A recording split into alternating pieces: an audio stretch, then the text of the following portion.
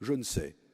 Ce que Max Gallo aurait pensé du moment où nous sommes, où la fièvre des commémorations nous tient, pendant que d'un autre côté le sens disparaît des institutions que notre histoire nous a léguées, une séparation des pouvoirs battue en brèche, les principes du droit criminel rongés sur leurs marges, la représentation abaissée, la confusion des fonctions et des rôles recherchés sans hésitation, les libertés publiques compromises, le citoyen réduit à n'être plus le souverain, mais simplement l'objet de la sollicitude de ceux qui le gouvernent et prétendent non le servir, mais le protéger, sans que l'efficacité promise, ultime justification de ces errements, soit jamais au rendez-vous. Non, je ne crois pas que ce disciple de Voltaire et de Hugo se réjouirait de l'état où nous sommes, chacun faisant appel au gouvernement, aux procureurs, aux sociétés de l'information, pour interdire les opinions qui le blessent, où chaque groupe se croit justifié de faire passer chacun pour son compte la nation au tourniquet des droits de créance, où gouvernement et parlement ensemble prétendent, comme si la France n'avait pas dépassé la minorité légale, en bannir toute haine, oubliant qu'il est des haines justes et que la République s'est fondée sur la haine des tyrans. La liberté, c'est être révolté, blessé, au moins surpris par les opinions contraires. Personne n'aimerait vivre dans un pays où des institutions généralement défaillantes dans leurs fonctions essentielles, celles de la représentation comme celles de l'action, se revancheraient en nous disant quoi penser, comment parler et quand se taire. En un siècle d'histoire constitutionnelle, nous aurons vu se succéder le système des partis, le système de l'État, le système du néant. Gallo l'avait pressenti, et comme il voyait bien que nous en étions à la fin responsables,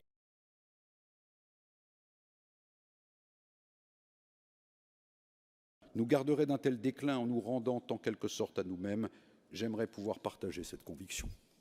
On accorde rarement la justice avec l'ordre. L'ordre, à nos yeux, c'est l'usine et la police, le peuple qui se tait, les lois d'exception, le commerce maître de nos vies, les hiérarchies justifiées, et la confusion, pour finir, des grandeurs naturelles et des grandeurs d'établissement, puisque par paresse ou par lâcheté, nous inclinons à adorer abusivement ce qui doit être dans ce qui est. Ce n'est pas cet ordre-là que l'enfant désirait au temps de sa conscience surprise. Dans l'injustice, au contraire, c'est le désordre qui a très tôt frappé Gallo, le désordre caché sous l'ordre, celui d'une maison où rien n'est à sa place, mais où l'on s'accommode de tout. Gallo était ce qu'on appelle un républicain. Il faudrait décrasser ce terme qu'on emploie ces jours-ci à tout propos, au prix d'ailleurs d'une grande confusion concernant tant l'histoire que les principes. Après tout, la République, c'est aussi la colonisation sans scrupules, les bagnes d'enfants, les femmes privées de vote, la chambre du Front populaire votant les pleins pouvoirs au maréchal, la torture en Algérie et la peine de mort. La République, il n'y a pas de quoi se vanter. Gallo, pour sa part, ne l'a jamais vu comme cet étrange absolu qu'on nous présente parfois au mépris de toute vérité, ni l'histoire de France comme le récit d'une marche vers cette drôle de parousie, à laquelle concourraient également les rêves de Hugo, les discours de Viviani, l'idéal de Léon Blum, la police de M. Marcellin et les calculs de M. Pinet.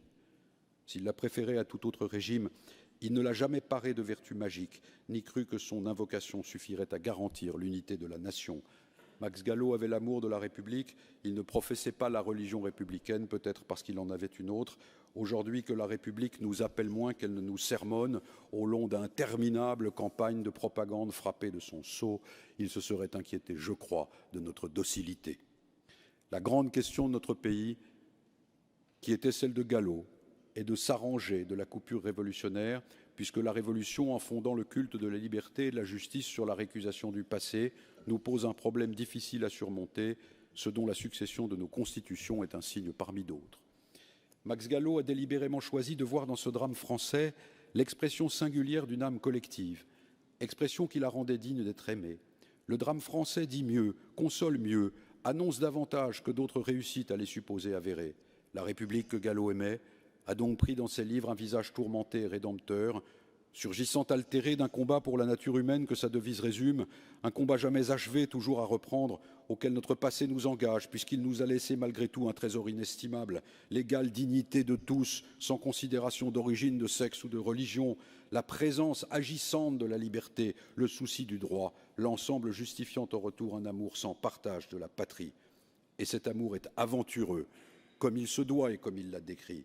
Je ne crois pas que Gallo ait souscrit à cette substitution du lapin de Garenne aux citoyens libres, que nous prépare cette formule imbécile répétée à l'envi depuis 20 ans que la sécurité est la première des libertés. À cette aune, pas de pays plus libre sans doute que le royaume de Staline ou celui de Mussolini. Après Rocroi, après Valmy, après Bir Hakeim, voici la sécurité, comme la ceinture du même nom, comme le rêve de l'escargot. Max Gallo se souvenait que nos prédécesseurs avaient créé, maintenu, défendu le trésor de la liberté dans des époques autrement plus dangereuses que la nôtre. Il avait pressenti ce fléchissement de l'intelligence et de la volonté qui nous fait consentir à toutes les platitudes, et l'on s'en va répétant que les temps sont difficiles. Mais les temps, comme Max Gallo nous l'a rappelé pendant un demi-siècle, sont toujours difficiles pour ceux qui n'aiment pas la liberté.